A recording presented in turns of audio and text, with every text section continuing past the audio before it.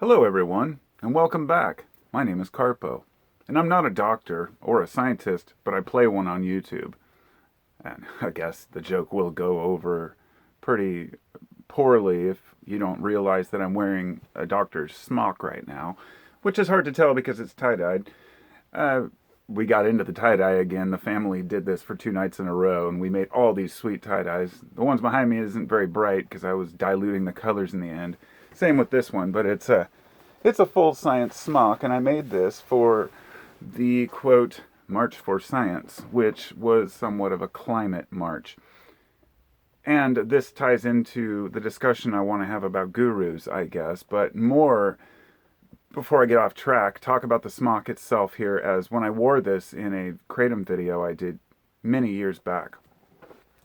It was my experience or my life experience with the herb, and I got a bunch of comments on there because it ended up having like a 250,000 views on it. It was one of my most watched videos. But I never talked about selling it, never talked about anything, pretending I understood all the details, just said this is my experience. And yet there were comments on there that were like, whoa, you think you're a doctor because you're wearing a doctor's smock. Even though at the beginning there was a whole disclaimer about it. The point being, this was actually supposed to be a lab coat that I bought as a prop for going to Soak, which is the regional Burning Man in Oregon, which I go to every year, or try to. One year the theme was science, so we wore lab coats. This is all irrelevant to the story, except for the fact that there are thousands of videos of people on YouTube that are actually wearing a doctor's smock, that aren't saying, hey, I'm just some hippie in my room talking about life. They are telling you they're a doctor. They're telling you they're an expert. They're making the claim that they can tell you what's best for you, even not knowing you. And when I talk about the guru complex here, I'm talking about a much bigger picture than just a guy with the turban sitting there cross-legged meditating. That's not the kind of guru I'm talking about. Although, they're on the top of my list for some of my most despised types of gurus. And for very good reason. Not because I haven't experienced that feeling of connection with someone who has given me the answers, not because I haven't researched it deeply, but because I have, and I've been sucked into it. I got into the thing with Kundalini. I got into, learning about past lives, and I became obsessed with every type of spiritual practice you could possibly imagine. Now, there was always part of me that kept one leg out of it. In other words, I would dip my toes. I would get my toes wet in a little bit of every stream, but I never quite fully immersed myself. Because by fully immersing yourself, sorry, there's this little fruit fly that just hanging out in here. There's no fruit, bro. He probably likes my vape juice. Weird thought. The thing, and I really want to touch on here, is that a lot of the modern gurus, when people talk about fake gurus, they talk about the money gurus. They're going to make you rich. And all you've got to do is, hustle culture type gurus that tell you can be millionaires too. You just got to buy their course for who knows how many hundreds or thousands of dollars. The difference between these gurus is that their promises are usually built on a structure that they believe will make you financially wealthy, even though often that's just a pyramid scheme and you will make nothing out of it. When it comes to these other types of gurus, they're promising you something much deeper. They're promising you money through spiritual salvation through something called intention. Now, I fell for this one for a while, to the point where, I should say I tried it on, like a pair of shoes. When I drive down the street, I would say positive affirmations. I would tell myself never to get angry. I would let things go, deep breaths. I had a altar set up out here where I would meditate, had my incense. I've been meditating on and off since I was a kid. It's not like I just delved into it as an adult, because when I was young, my friends and I, when we discovered cannabis, we were like 16, 17, we would sit around and use this stuff called serenity powder. And it's a good point because we bought this at the place called the Crystal Cavern. The Crystal Cavern was a little crystal shop. They sold trinkets, tarot cards, things like that. In that shop, they had this stuff called serenity powder. It was like 10, 15 bucks for this little bottle of this purple powder. In retrospect, it was probably just chalk powder or something similar with a purple chalk powder with a little bit of, smell. I believe in retrospect it smelled kind of like lavender, obviously purple. The price for these things that people promise will bring you serenity or closer to truth, it doesn't stop at powders and crystals. It continues on into the more expensive realm of these wands that a guy named David Sereda sells for $5,000 each, which is basically just a flashlight or a mag light. The guts have been taken out. They put in some cheap ruby looking thing on the front and then claim that it heals you, a healing wand. Another guy that I'm constantly voting I go to every one of his videos and I leave a comment because he doesn't have many, but I don't want him attracting people that believe that they can send him a photograph of themselves and then pay him a certain amount of money that he will heal them of all disease. There are charlatans everywhere. The thing is, the ones that fail are the ones that know they're full of shit. There's two types that succeed. They're both charismatic. But one type knows that they're bullshitting people. The other one is psychotic or delusional, and they actually believe that the things that they know are true. Now, let's talk about The Secret. Oprah Winfrey. I had that book, and I watched the show, and I was fascinated with it. I thought, is this true? Can I manifest my own wealth? Can I manifest my own reality? And like all topics, they take a little grain of truth and then twist it all over the place. In the end, decades later, I've learned that yes, indeed, intention does matter, that yes, you can heal yourself, and that yes, placebo takes effect and you can actually create your own reality. But all of that takes one thing that's always left out of all of these discussions: action and hard fucking work. It's not something that you just get overnight because you get spiritually woke. As you can tell, it kind of irks me, probably because I was in that realm. But there was a whole separate realm of gurus during my spiritual time that had been going on since the 80s that I was well aware in my teen years of Jim and Tammy Faye Baker, two of the fakest televangelists in the world. And like a lot of these people were probably caught with earpieces that they asked questions. A lot of the televangelists would have people fill out questionnaires on the way in. Then they would have somebody these watchers who would spot the people, follow them out into the audience, or, know their seat number, or whatever it might be. Then they would whisper in the microphones to these televangelists and say, oh, in seat number this, it sounds like you have diabetes. And they'd be like, wow, how did you know I had diabetes? And they're like, oh, your past mother says this. And with the age of Google, being able to look up anybody at any time, I'm sure that the whole world of televangelism has just gone off the rails. But these are guys who were flying around in jets. There's a guy named Kenneth Copeland. There's an interview with him at his private jet from some media lady, and she says, hey, a lot of your people, the people who follow you don't believe that you should be flying around in these jets, because it goes against God's word or whatnot. And he goes, don't you ever accuse me. Just like that. The guy is nuts. He's absolutely insane. You can look into his eyes and say, that guy looks like an actual demon. But he has millions of eager followers who are willing to write their checks to him every time he asks for money. It's disgusting. But the bigger question isn't, how do we stop the charlatans? Or how do we keep people from ripping others off? Because in a free world, you can't. If you're going to allow people to do what they want, you have to say it's Darwin's law. People make mistakes. People are idiots. A sucker's born every minute. But the reason I'm out here is to say you don't have to be a sucker. And the best advice I ever heard was from Manly P. Hall. I was listening to an decades-old lecture. And he once quoted, I believe, a quote that somebody else had said. But he said, maybe he did quote it, but he said, you cannot cheat an honest man because he doesn't expect something for free. That's basically how it was, worded. And that stuck with me. It really did. It doesn't mean an honest man can't get ripped off or lied to.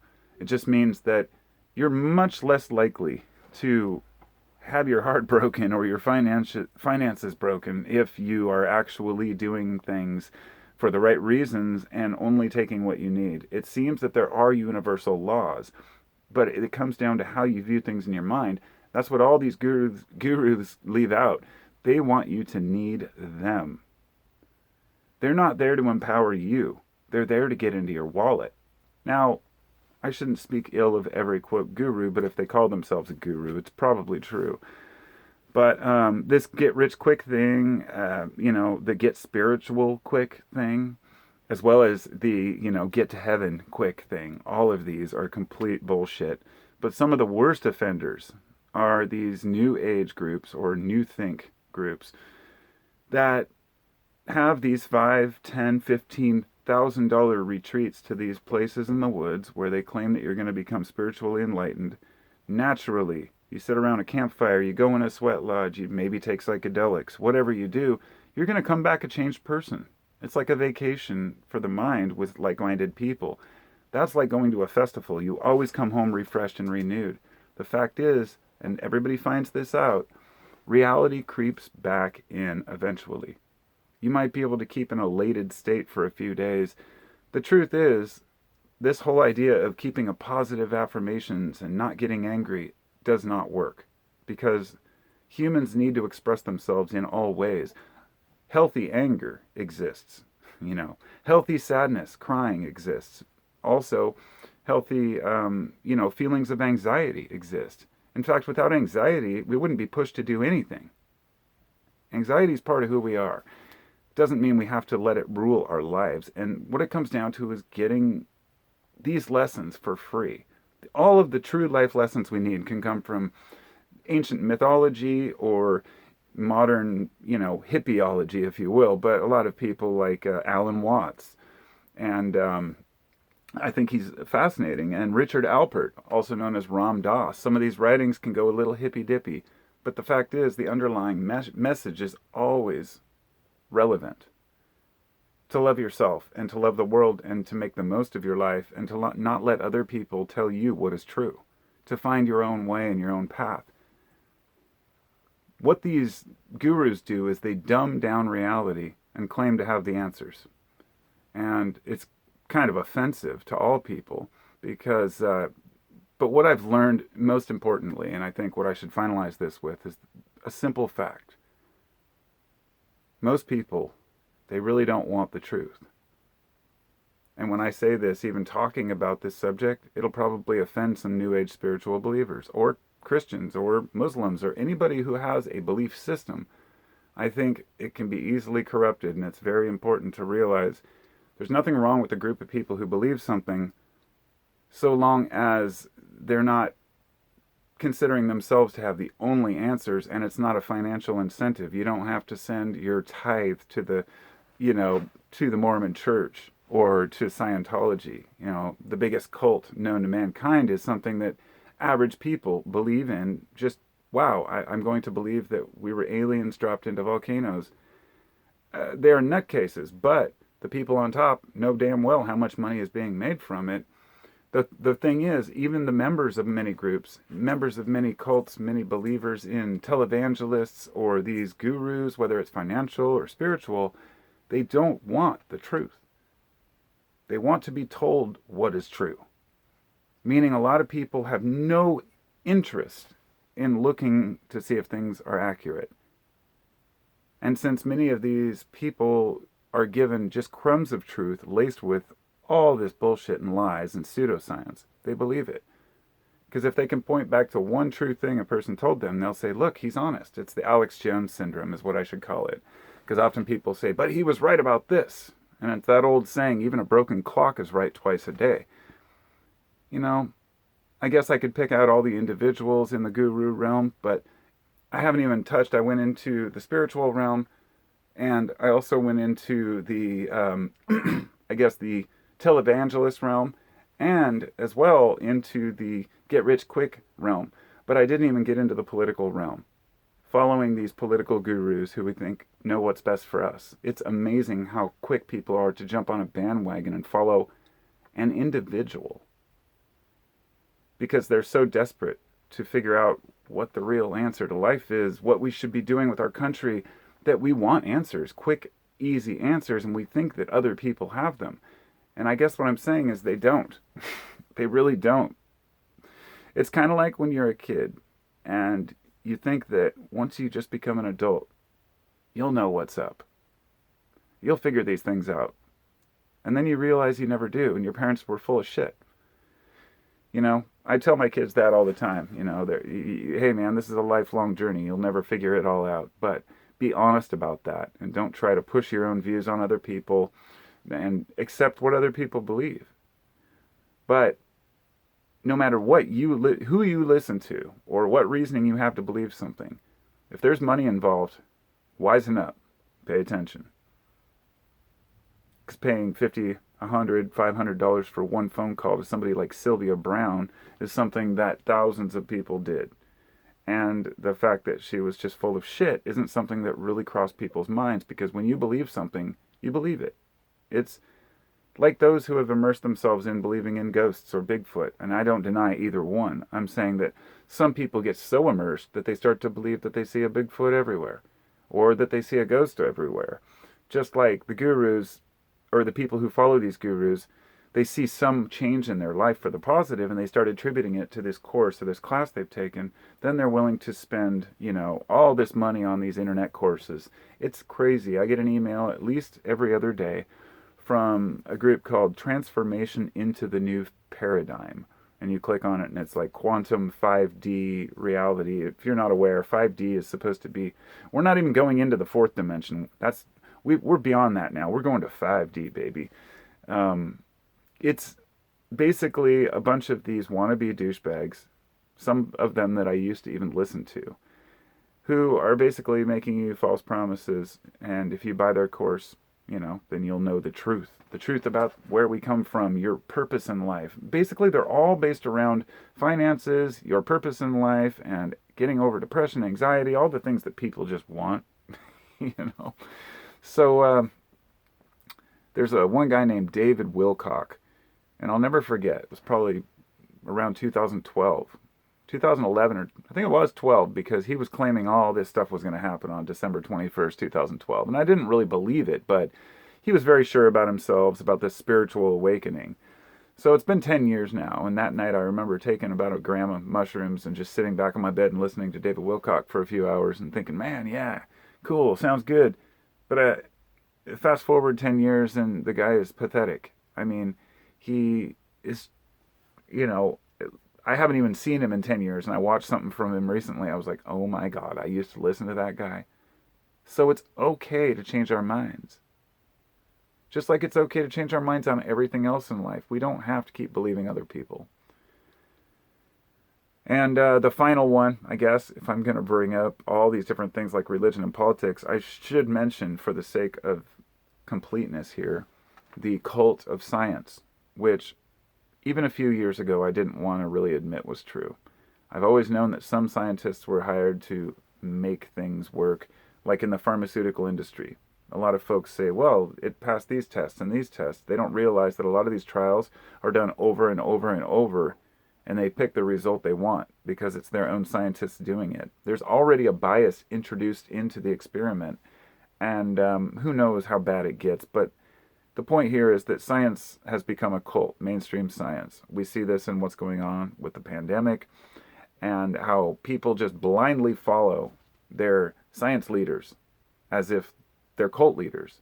And this blows my mind, because actually I've never felt this way in my life. Like, I just trust this guy because he's on the news. He's making this claim. He's a professional. He's a doctor. He's a scientist. But in reality, we see a lot of these people have been consistently disputed, and there's so much false info going around that it's hard not to see through it. But there are always the people who don't care about the truth. They don't want to know because they've already made up. There's an old saying, don't confuse me with the truth. I've already made up my mind. So think about that, I guess. Thanks for listening. Thank you to my patrons. And I've been posting some extra content on Patreon lately as a thank you. And also, thank you to everyone out there who makes this world a better place. And shame on all you wannabe gurus taking people's money. Take care.